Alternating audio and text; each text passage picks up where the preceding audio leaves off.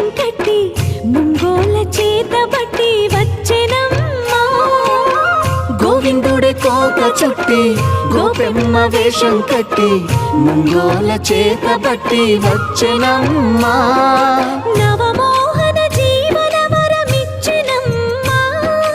ఇకపై ఇంకెప్పుడు నీ చేయి విడిచి వెళ్ళనని చేతిలోన చెయ్యేసి ఒట్టేసెనమ్మా.